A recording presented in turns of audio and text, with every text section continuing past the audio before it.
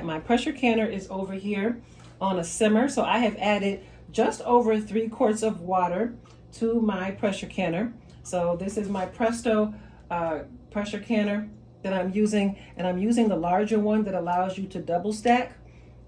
And because I'm canning beans and the processing time is pretty long, I always add a little bit over 3 quarts. So just close to 4 quarts of water I'll add so that I can be sure that my water won't exhaust out before the processing time is over, okay? And make sure that you read the instructions to your manual to make sure that you are prepping it, properly, because it could be different for you.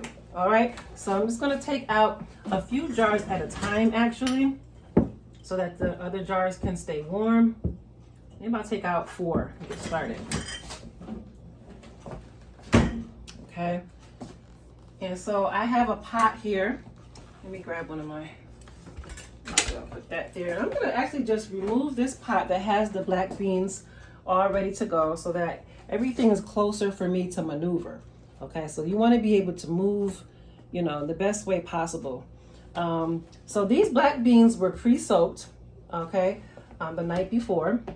Then I sorted through them, I rinsed them well, and then I actually boiled them for 30 minutes, okay? So that's what I did here in this case.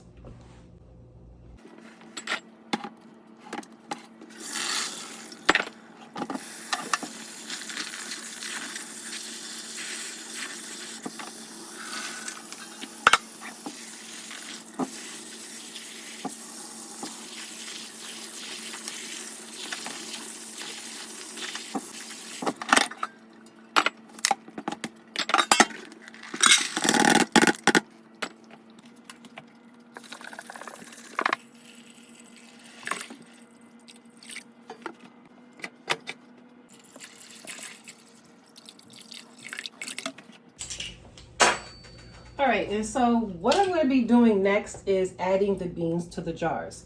But actually, before I do that, as I mentioned previously, I have all my seasonings ready to go. So what I have here for this recipe that I'm using is some sea salt, some garlic powder, some cumin. I also have some chili lime seasoning, coriander, and black pepper, okay?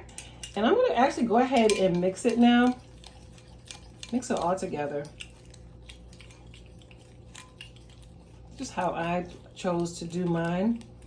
And now I'm gonna go ahead and add a teaspoon to each jar. I'm just gonna go ahead and do this ahead of time. You could do it after if you preferred, but I'm gonna just go ahead and get it out the way. If you want it, you can do all the jars at one time and then come back, but I'm just gonna start off with the 1 jar first. Okay, so now I'm gonna go ahead and start adding my beans. Try to get as close as you can so that you're not making too much mess, but hey, it's okay. There's gonna be some mess. And so I'll be filling this up to just over half full. Okay, and that might even, yeah, that's pretty good. It's just over half full. And so now I'm actually going to use a ladle to add the liquid in. Okay. Definitely gonna need a funnel. So I'm gonna add my yummy, yummy liquid.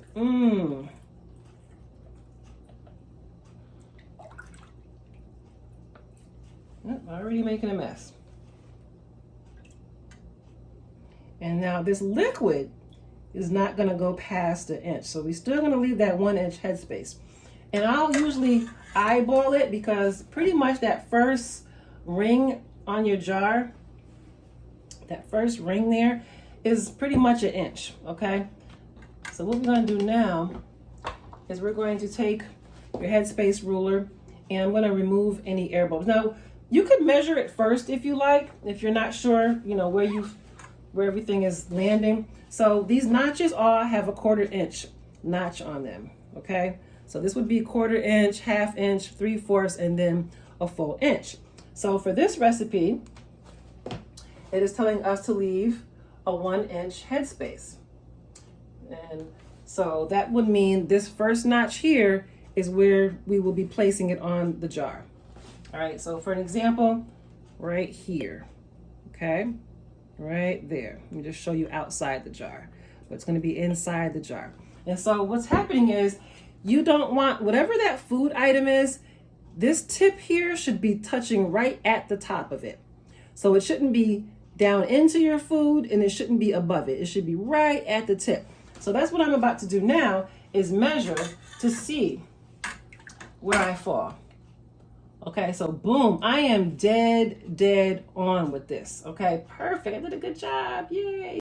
So now what I'm going to do is flip this over and measure, remove any air pockets that could be hiding in there. Now, since this is so dark, you can't see any air pockets or bubbles, but typically when you do this, you can actually see the bubbles start to pop up. Okay, so now after you do this, you're going to remeasure, because oftentimes once you actually, remove the air pockets, it will shift your food and it will free up more space in the jar. So I'm going to remeasure to see. Okay, so I'm still good. A lot of times when it shifts, you will have to actually add more food to the jar. In this case, we're good. Okay, so now the next thing that I'm going to be doing is cleaning the mouth or the rim of the jars. So I'm going to take some clean paper towel, and I do have my white vinegar over here. Okay, and I'm just going to dip it in here and then squeeze it out. I don't want the vinegar to end up in the food. So I'm just going to dip it, squeeze it well. All right, and now I'm just going to clean the rim of my jars. Very important step. So the idea is to remove any residue that could be lingering on the mouth of your jars, because that could prevent your jar from sealing if there is any type of seasoning or liquid or food particles on the mouth of the jar. So you don't want to skip that step. Okay? Okay, so all of my jars have been filled with my black beans. I'm going to add the last jar into the canner and we'll move forward. But I did want to address one thing. So I mentioned that I was going by the recipe in this book, Bob Blue Book Guide to Preserving, on page 111. All right. And if you're interested in this book, you can click the link to get to my Amazon influencer link and you can purchase this. This is one of my favorite books to use. But I did want to just clarify. So I'm using the recipe where it says beans or peas dried, okay? And so I mentioned the seasonings that I was using. Those are not listed here. So, the seasonings that I chose to add for flavor is not indicated in this recipe. So I didn't want anyone to go looking for that specific recipe and be confused, all right? So I chose to add the flavoring that I wanted to use. But this one is just, it says that you can add salt if you want, but you don't have to. So it's basically just giving you, a recipe for processing black beans or whatever type of beans you're going to be canning here. Okay. So it also mentioned to just fill, your jars up to 1 inch headspace with the beans. Okay. Now the way I did it is I first put the beans in with a slotted spoon, and then I added my liquid up to the 1 inch headspace. If you want to just scoop everything together and do it that way, you could do it that way as well. I just wanted to make sure that I get even amount of beans in each jar, okay? Because sometimes when you scoop with your ladle, you don't know what you're getting, especially with these black beans, because it's hard to see because everything is, dark and black, right? So that's just the way that I chose it to do it. So I just wanted to make sure that you all are clear on that when you go to possibly search for this recipe. The seasonings are my own seasonings for my own flavor, all right? Okay, so let's get into it.